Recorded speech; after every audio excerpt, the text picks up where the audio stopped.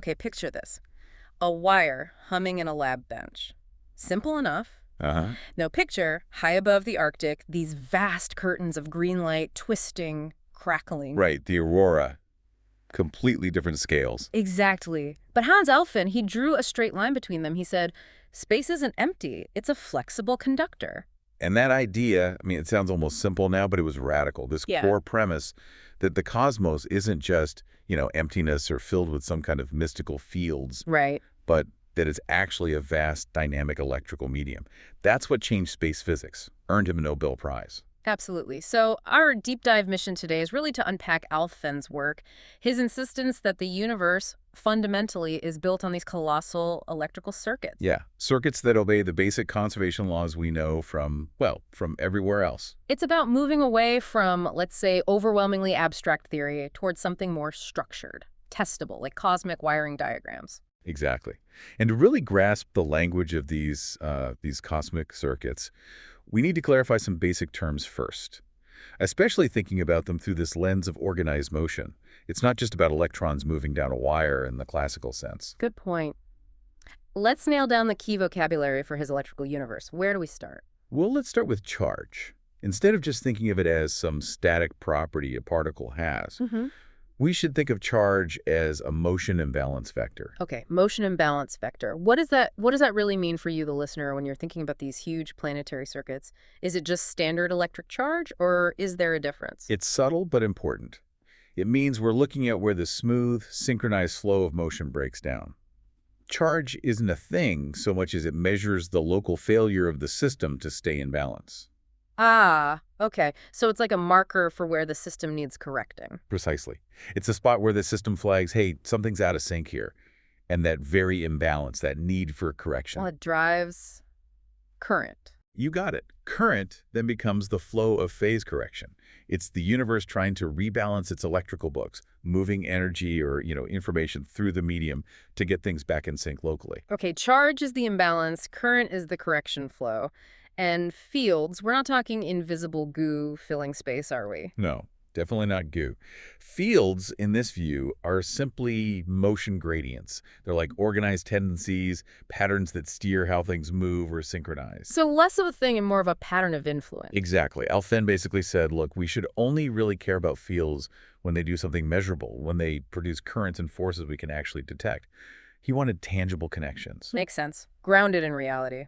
Yeah. Okay, so let's unpack his biggest initial move then, applying this thinking to plasmas. Right. Plasmas, these ionized gases that fill, over 99% of the visible universe? Yeah, pretty much everything out there. Alfvén insisted they behave like common electrical circuits, resistors, capacitors, inductors, but obviously incredibly complex and on a vast scale. And his lab background was crucial here, wasn't it? He didn't just theorize in the abstract. Not at all. He started small, with controlled electrical discharges in the lab, and then scaled up his understanding.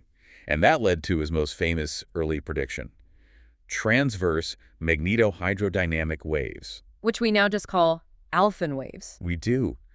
They were so unexpected. The mechanism itself is, it's quite elegant when you break it down. The analogy is fantastic. Lay it out for us. Okay, think of the magnetic field lines permeating the plasma. They act like elastic strings. They have tension, stiffness. Okay, like cosmic rubber bands? Sort of, yeah. And the plasma itself, the ionized gas, provides the mass, the inertia.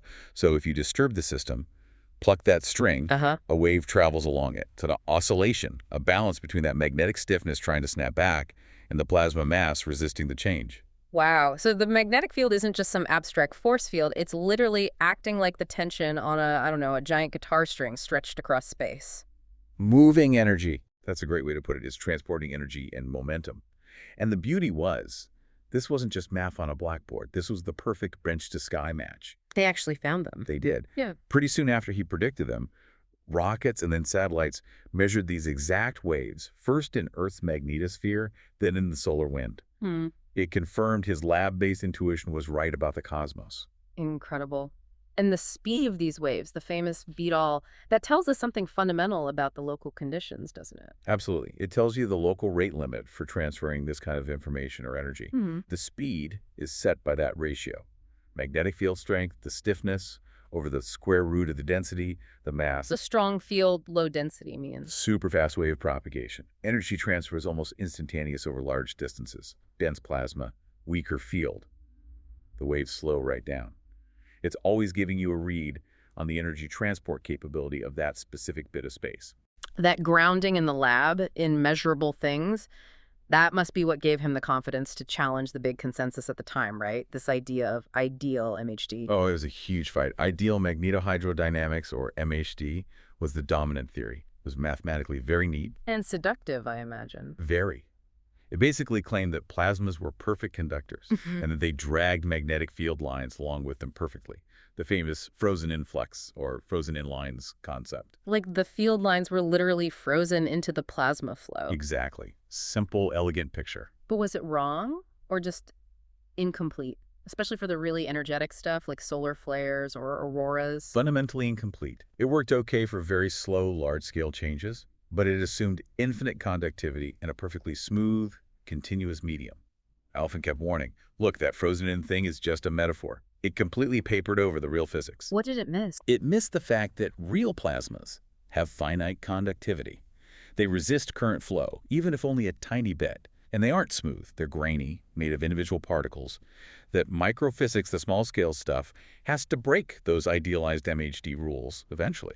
So when you stop assuming perfection, what kind of structures or behaviors emerge in the plasma? What do you actually see?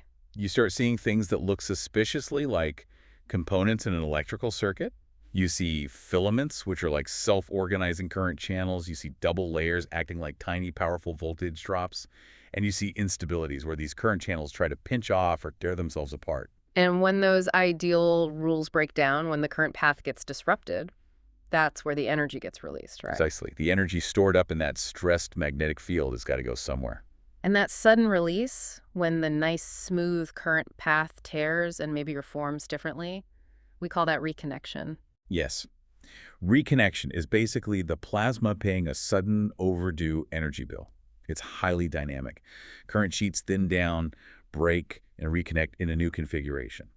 And in that process, particles get accelerated to incredible energies. Okay, so where does this happen? Where does the synchronization density, as you put it, collapse? It happens wherever the system gets pushed too hard, where the smooth flow assumption just can't hold anymore. The system is forced to dump that built-up tension, and it does so explosively you get intense heat and these beams of high-energy particles shooting out. This forces us to think about where these energy conversions are happening. Alfvén started identifying specific cosmic wiring components. Let's talk about maybe the most dramatic one first, double layers. Right. Think of a double layer as a cosmic spark gap. It's an incredibly thin region in the plasma, maybe only tens of meters thick in space, which is tiny. Wow, yeah. But across that tiny distance, you get a huge potential drop, a massive voltage difference. It happens because positive and negative charges separate locally over something called the Debye length. And that huge voltage drop over such a short distance, that creates intense electric fields, right? Pointing along the magnetic field. Exactly. Powerful particle accelerating electric fields. Alfvén actually built these things in his lab, showed they could accelerate charged particles.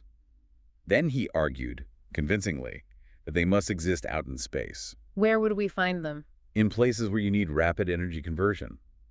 Near the boundary where the solar wind hits Earth's magnetic field, definitely within auroral arcs, they're thought to be key to accelerating the electrons that cause the aurora, and probably powering the huge jets we see shooting out from young stars or even black holes. So the double layer is the specific mechanism, the component, that allows a plasma to spend its stored magnetic or flow energy, converting it into beams, light, heat. That's a perfect way to think about it. They're like the bottleneck, the specific point of high resistance or impedance where the energy conversion happens efficiently. And this connects directly to something we can actually see, the aurora. Right. Alfvén picked up on the earlier work, didn't he? Christian Birkeland from the early 20th century. He did. He revived Birkeland's ideas, linking the aurora not to some vague atmospheric glow, but to gigantic field-aligned currents flowing between the Earth's outer magnetosphere and the upper atmosphere, the ionosphere. So the aurora isn't just pretty lights, it's part of a circuit. It's the load in a planetary-scale electrical circuit. It's where the power gets dissipated. You can trace a whole path. Okay, walk us through it. The solar wind delivers energy, technically pointing flux, which is like the rate of energy transfer or sync transfer into the magnetosphere. The generator, basically. Sort of, yeah, the power source. Then these Birkeland currents, flowing along the Earth's magnetic field lines, like cosmic wires, deliver that power down into the ionosphere. And the ionosphere. The ionosphere acts like a resistor. It dissipates that energy, turning it into the light and heat we see as the aurora. Aurora is a bill paid by Birkeland currents.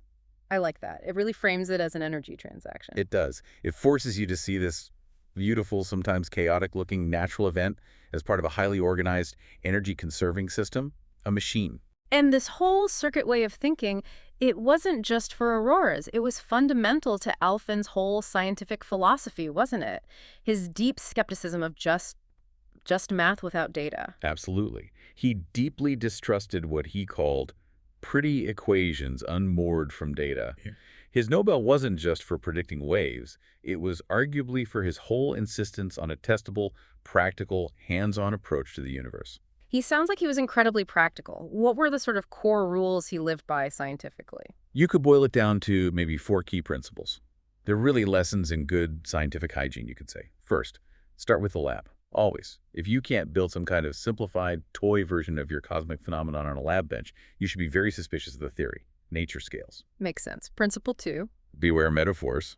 He was ruthless about this, saying things like magnetic field lines don't move, currents and particles do. Focus on what you can actually measure, charge density, current flow, particle velocities, not just on convenient visualizations that might mislead you. Like the frozen in lines idea. Exactly. Third, and this was huge for him, track the power. Always. Every time. If your energy budget doesn't balance, if the power going into a system doesn't equal the power coming out plus what's stored, then you've missed something. You've lost the plot. There's a hidden resistor or capacitor or energy source somewhere. The ledger must balance. Always. And his final rule, which maybe sums it all up. Publish data with wiring diagrams. Don't just describe phenomena with words. Draw the circuit. Show the connections, the components, the power flow. Circuits communicate the structure and function way better than just prose. That focus on tracking power, it explains why Alfvén waves aren't just some theoretical curiosity. They're functionally important, right? Oh, absolutely. They're not just abstract concepts. They're one of the primary ways the universe transports energy and information across vast distances. They heat the sun's outer atmosphere, the chromosphere and corona. They move mass around. They sculpt how particles are distributed in space through things like ion cyclotron resonance heating. They're workhorses. So Alfvén's real legacy, maybe, is this demand for hard, verifiable, falsifiable measurements. His whole approach forces us to ask, can we actually measure all the inputs and outputs? Can we close that energy ledger? Can we map the topology? Yes, and his principles naturally lead to specific, concrete, bench-to-sky tests that can prove or disprove the circuit model in detail. Okay, give us a couple of examples. How do you actually test this cosmic wiring? Well, there are 2 really good ones. The first is what you could call the double-layer ledger test. This is pure energy accounting. You need to measure everything going in and coming out of a double-layer region. How would you do that in space? Ideally, you'd use multiple spacecraft flying in close formation right through an active auroral region where we expect double layers. Or you could do a scaled version very carefully in a lab plasma chamber. And what are you measuring simultaneously? You need 4 key things. 1, the total Poynting flux in the electromagnetic energy flowing into the double-layer region. 2, the beam power out the energy carried away by the particles accelerated by the double layer. 3, the radiative loss, any light, radio waves, X-rays emitted. And 4, the calorimetric heat, any leftover energy that just heats up the surrounding plasma or atmosphere. And the prediction. The strong prediction from Alfvén's circuit view is that this energy ledger must be nearly closed. Power in should almost exactly equal the sum of power out in beams, radiation, and heat. Maybe a tiny bit left over related to, like, wave coherence budgets, it says. This isn't magic, it's a measurable, energy-conserving machine. A direct challenge to purely statistical or chaotic descriptions. Right. Test 1, balance the energy books. What's the second test? The second one is more about structure, the Birkeland current braids test. This isn't just about energy flow, it's about mapping the actual wires. We often think of space turbulence as just random noise. Alfvén predicted underlying structure. How do you measure the braiding of cosmic wires? Again, you need multiple satellites. Flying through those high-latitude regions where Birkeland currents flow down towards the aurora, instead of just seeing random magnetic fluctuations, you look for phase-locked filament braiding. Phase-locked, meaning? Meaning the individual current filaments, Because these large currents are often made of many smaller strands, aren't fluctuating randomly. They're oscillating together, or in predictable phase relationships with each other, like ropes braided together. Ah, okay. So you'd look for correlations between the magnetic field wiggles measured by the different satellites? Exactly. If you find consistent, say, 1n level cross correlations where n is the number of filaments involved in those Alfvénic fluctuations across the satellites, that's strong evidence. It tells you you're not looking at random turbulence, but at an organized, braided current system. It maps the underlying circuit topology. It proves the wires are actually arranged like wires, not just random plasma. Precisely. It confirms that even these huge dynamic structures are governed by understandable circuit principles and conservation laws. So let's try to wrap this up. What's the big takeaway here? Alfvén's genius seems to be shifting the whole study of the cosmos away from just describing phenomena with, mystical fields. Towards seeing it as a phase-engineered, measurable circuit. A system where energy moves around as synchronized motion, and it gets spent, dissipated, in identifiable, quantifiable places, like double layers or auroral loads. He taught physics to put down the adjectives and pick up the multimeter, essentially. Yeah, that's a good way to put it. The key takeaway is always keep the ledger. Measure the components, the synchronization, S, the resistance, R, the coupling or capacitance, C. Track the power in, track the power out, do that. And plasma stops being this mysterious fog and starts looking like a machine you can actually understand. And that realization, it feels profoundly powerful because it changes how you might approach complexity itself, doesn't it? I think so. If you connect this to the really big picture, Alfvén taught us to measure the wiring, not just describe the weather.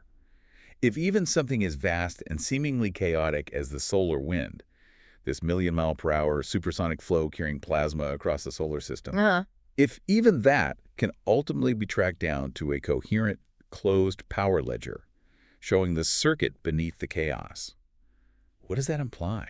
What does it suggest about the complexity and maybe the ultimate measurability of other complex, seemingly chaotic systems we run into every day? That's the final thought, isn't it? Alfvén's challenge to us, can we find the circuit diagram hidden inside everything? Find the wiring, that's the challenge.